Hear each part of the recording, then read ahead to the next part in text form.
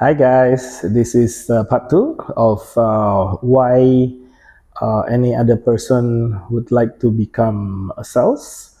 Why do people choose sales? In the previous video, part one, I give you 3 points already, and this is part two. So there will be another 2 points. On the part one, we talk about 3 points. Unlimited income potentials is why people choose to become sales.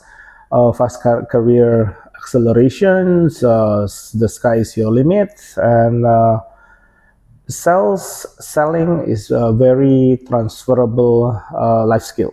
So we'll continue with the next point, which is there'll be challenge, there'll be adrenaline happening all over the cells. Well, pressure is huge. If you're young, you just graduated, you're Gen Z, you're not used to selling, it will be challenging. But like I always say in my training classes of over 30,000 professionals in these 27 years, um, every master was once an apprentice. So in Bahasa Indonesia, we say setiap suhu awalnya cupu.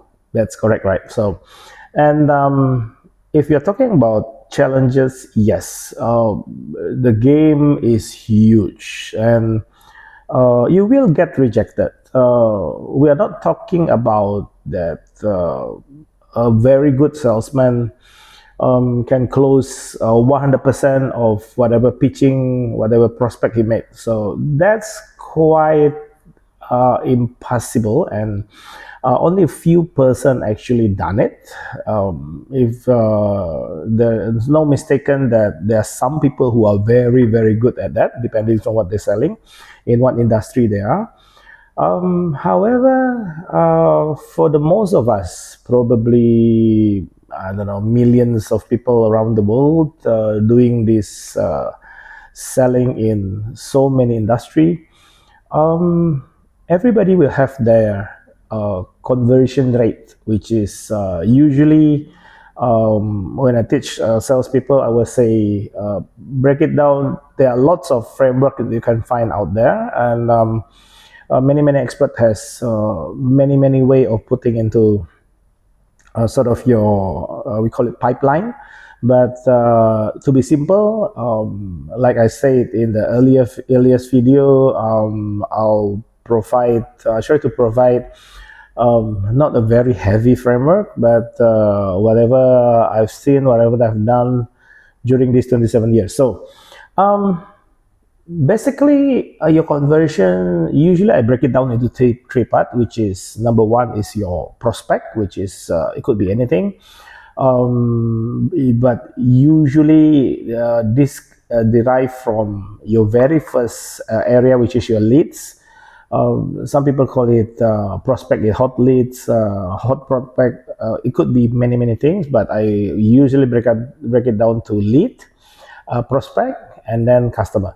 Lead is where you do your prospecting. You get your the name, the phone number, the WhatsApp. You get the name cards of potential clients during your probably event below the line. Somebody email in and all that. So you'll do the qualifications, and that's where all the hard work is. So sales is not an easy thing. You need to work for it. You need to sweat. We always say it's a sweat, blood, and tears.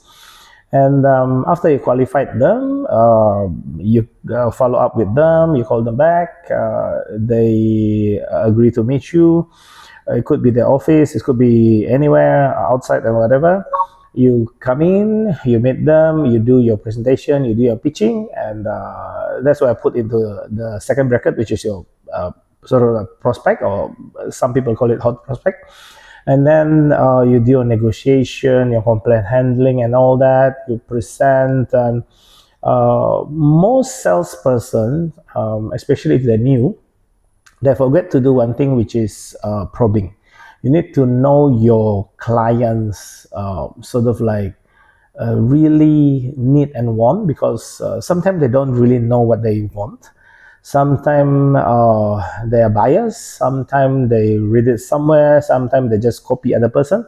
So you will do your sort of like your early kind of probing on what they actually need, because we need to break down, we need to solve the easiest. I think, if I'm not mistaken, Steve Jobs is the one saying that to be successful, you need to provide solution for your client. So that's what we do, and you will get rejected. So the people, the lead that you get, you have a certain percentage that will want to meet you. You do your prospect, and then after that, there will be even a smaller percentage that will sign with you or subscribe or buy your things, product or service. So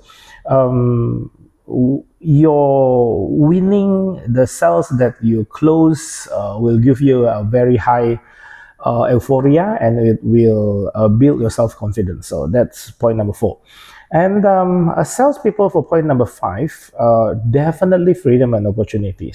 Okay, we'll continue on point number 5. Point number 5 is freedom and opportunity. So definitely, as a salesperson, your income will be very flexible. You will have usually quite a basic income, and then on top of that, you'll get commissions. So you have a very flexible income depending on how good you are a salesman. So actually, the sky is the limit. That's one of the freedom from the income.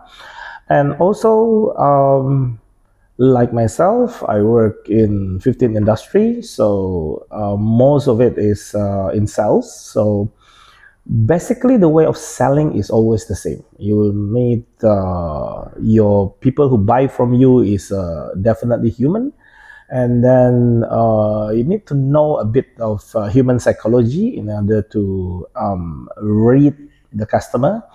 And then since you're meeting other people, you need to be able to handle them. You need to be good at communications, your expressions and all that.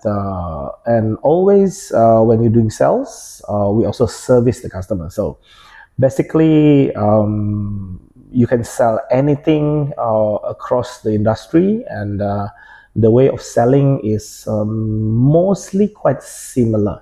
It's only that the product or the service might be different, and you have to learn or relearn the things that you have learned before from the industry beforehand. I go through 15 industries, 7 companies, so yeah, you have to like restart. It takes a bit of work, but nothing is impossible. So, and there's one point that usually junior salespeople lacking is building this entrepreneurial mindset. You could be an employee, you could be a salesperson of a certain company, but the way you act is like this is your own business. So put it simply, during my hotel time at Intercontinental, I've seen some of my friends, some of my colleagues, usually when they do entertain, they entertain a lot, not in our Bogor Cafe, which is a fixed cost for the hotel. And usually when they do entertain for client who is probably not bringing in room nights yet, because we are in the room sales department, and it's a B2B thing. So I've seen some of my colleagues entertaining clients in our restaurant, in a Japanese restaurant, in an Italian restaurant, which is quite a huge cost, especially if the client is not producing yet.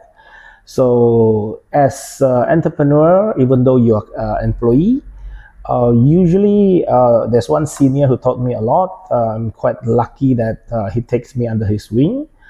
He's been in the hotels about 7 years when I joined, so he teach me a lot. And the way he teach me is we only entertain those clients who are already producing, so they're bringing room nights, and usually we only entertain the decision maker, which is usually is foreigner, expatriate here, and then the secretary, which is our in-person meeting, our PIC, so to say. They could be influencer for the decision maker, for the boss, or they could be the one making the decision. So usually we invite like maybe 2 person, and always the food is in Bogor Cafe, which is very famous for our sop buntut. I think until now it's still quite famous, and our client will be very sort of like respected, and the place is very proper, and also it's a fixed cost anyway for the hotel. So that's kind of entrepreneurial mindset that we need to have as a salesperson. So in conclusion, there is a reality check that I must share with you. Sales is not for everybody.